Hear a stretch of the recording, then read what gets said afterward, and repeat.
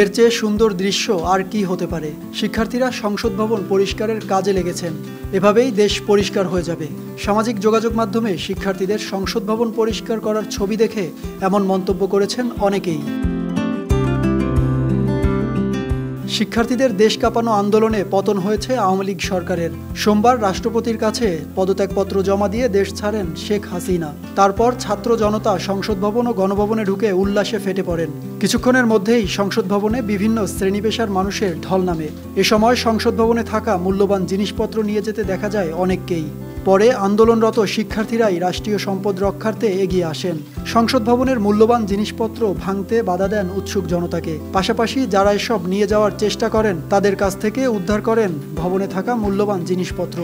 সেই ধারাবাহিকতায় মঙ্গলবার শিক্ষার্থীরা পরিষ্কার করেছেন সংসদ ভবন ও আশপাশের এলাকা। দেশ আমাদের, দায়িত্ব আমাদের, আমাদেরকেই পরিষ্কার করতে হবে সবকিছু।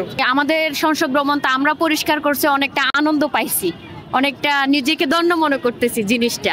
আমরা কালকে অনেকেই ছিলাম, আমরা অনেক আটকানোর চেষ্টা করেছি। তো সাধারণ জনগণদের বলবো, ভাইয়া দেশ আমাদের, দায়িত্ব আমাদের, এগুলো সব সম্পত্তি রাষ্ট্রের।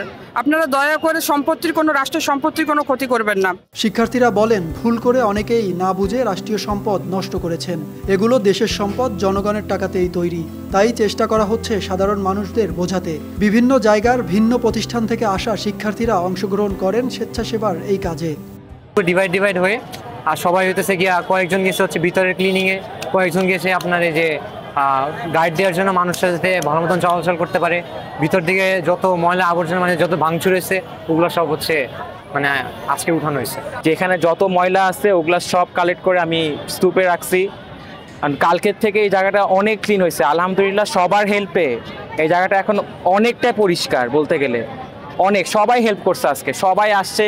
এটা একটা খুবই সুন্দর একটা দৃশ্য। আজকে সবাই হেল্প করছে, আমাদের স্টুডেন্ট, স্কুল, কলেজ, ইউনিভার্সিটি সবাই আসছিল। যত ময়লা আবর্জনা পড়েছিল আমরা ওটাকে ক্লিন করছিলাম। গত কয়েকদিন ধরে যারা আগুন দিল বা ময়লা টয়লা ফেললো, আমরা এটাকে ক্লিন করছি স্টুডেন্টরা মিলে।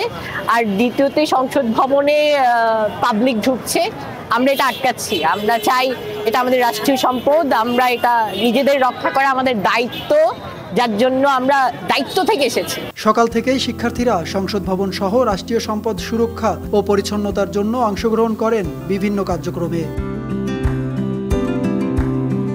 সাকিব হাওলাদার, RTV।